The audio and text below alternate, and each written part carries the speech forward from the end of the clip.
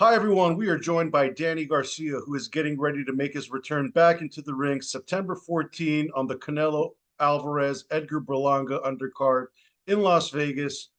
Danny, this has been a long road coming back to your return to the ring. Why did you decide Lara? Why did you decide 160 pounds, a new weight class you haven't competed in? And just take us through the process and decision making on the circumstances behind the fight. After I beat Benavidez in 2022, I looked around and I said, who can I fight that politically nothing could get in the way of me becoming a three-division world champion? And I saw Lara fight on the Gervonta Davis undercard. I think he fought Rolly. And I said, hey, I think that's a guy that, I could potentially fight to be a three-division world champion. And at that time, I think all the belts were tied up at 154. And I didn't know like how long it would take, I mean, even though I had to wait anyway, but I felt like it was a fight that could be made easy. Right. It's with Lara, he scored 3 straight KOs, but he's also 41 years old. Are you seeing any flaws in his game at this point? You really can't tell because he's been, like you said, he's been knocking these guys out. The only fight you could really kind of go off is the Sullivan fight. He did like 9 rounds with him. But he has been knocking out lower level competition. It hasn't been like top tier competition. So I'm gonna be the best fighter he's fought in years. And I feel like I'm ready for whatever he brings to the table. Yeah, they've definitely been soft touches for sure, as far as Lara goes. And he mentioned that this fight is at 157-pound catch weight a little bit ago this week. Is that true? It's going to be at 157? Yeah, the fight's at 157. Is that some? Is that also to make you a little bit more comfortable climbing up? Because I know this is going to be the highest weight that you've ever fought in. Was that a request you made for 157?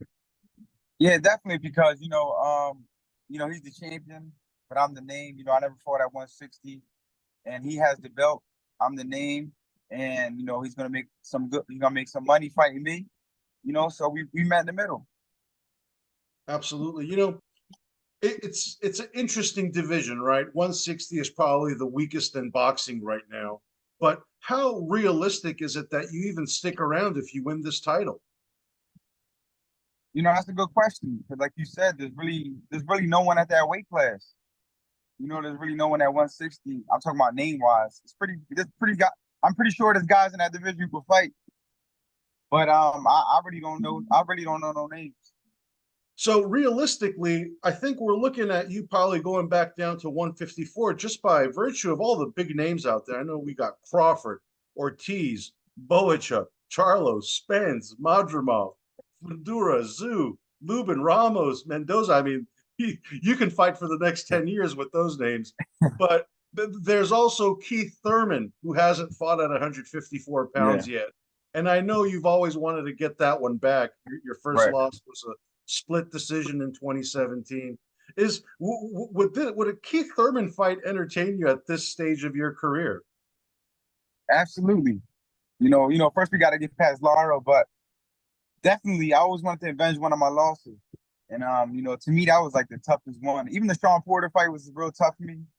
But Sean Porter retired, and definitely I would love to run it back with Keith Thurman.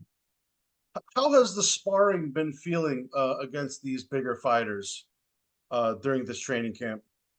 It feels the same. It feels the same. I actually feel a lot faster than them. They are physically stronger. Like when you hit them, they feel bigger. So right now I'm working on just placing my shots. I'm not really trying to load up, just let my hands go. But it's definitely a difference. And in regards to Lara, he's a southpaw. You fought Errol Spence, so you're definitely familiar with southpaws. You held your ground. Definitely won a handful of rounds there. How do you feel about fighting southpaws in general? I feel great. I was undefeated before the Spence fight against southpaws. Zab Judah, Robert Guerrero, and Ivan Redcatch. And then a lot of southpaws early in my career, like Mike Arnolidis. I fought about 6 or 7 southpaws. You know, I beat them all, and the only one I didn't beat was Spence.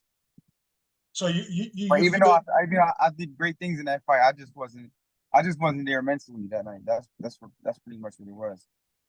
right. And speaking of mentally, obviously the last time we saw you was the Jose Benavidez fight. We all remember the scene in the ring after.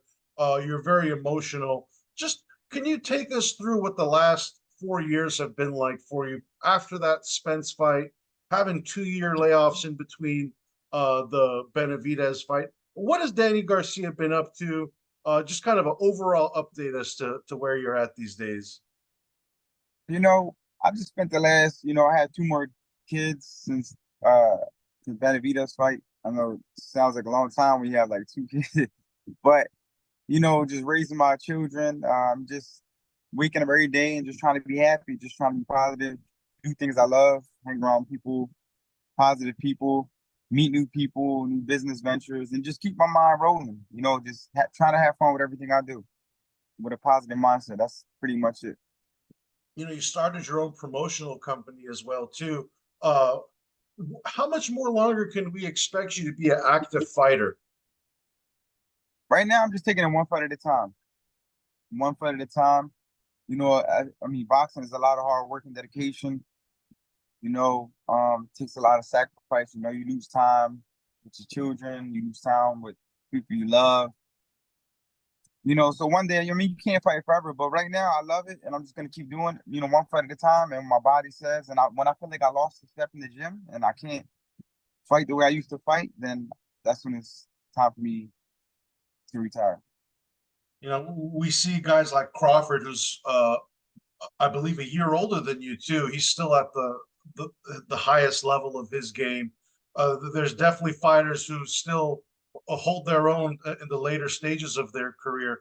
I'm very curious. Who do you see as the best 154-pound fighter right now? Because there's a lot of new names in the division who haven't Definitely. really proven themselves yet as a 154-pounder. But who do you consider yourself as? Who do you consider as the best 154-pounder right now? That's a good question. A lot of those guys are really on the same level to me. Um, I will probably have to give it to. I'll give it to Fundora. Oh wow, yeah, Yeah, he had a great showing, obviously against Zoo, and yeah. PBC has a very loaded 154-pound roster. Just personally speaking, I think a fight with Charlo even would look great for you if he decided to go Definitely. back down to 154 pounds, or actually stay at 154, or even go up to 160 if you feel comfortable at 160. Charlo could come up and fight you. Is that a realistic next fight you think for yourself? A Thurman, a Charlo? Yeah, I mean, all those fights make sense. Really, like you just said, all those fights make sense and they're easy to be made. It's just that, I got to get past Lara, and that's pretty much what's stopping me from going to the next level. How do you see the fight with Lara unfold? Like, what's going through kind of the mental uh breakdown when you're thinking about this fight? It's definitely going to be a chess match in the beginning.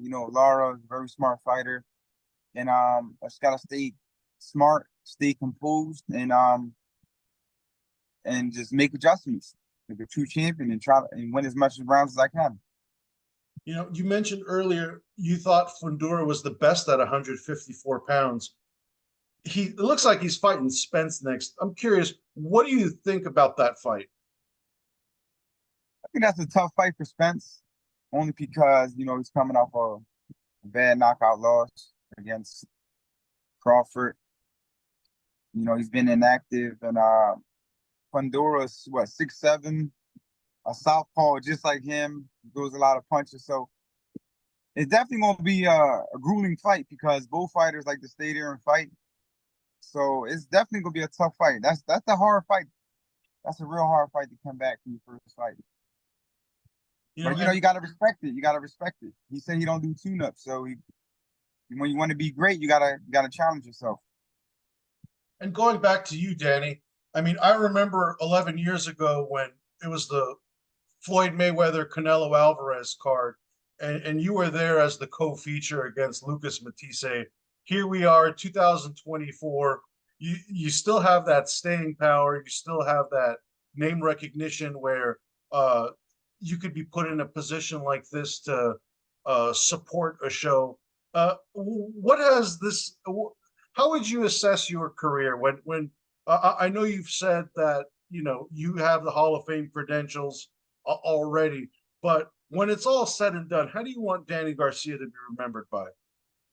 Just a true champion, a family man, someone who took care of his family, someone who gave back, someone who motivated the youth, and someone who just loved to do what he loves to do, loves to fight. Absolutely. Well, Never back down from nobody.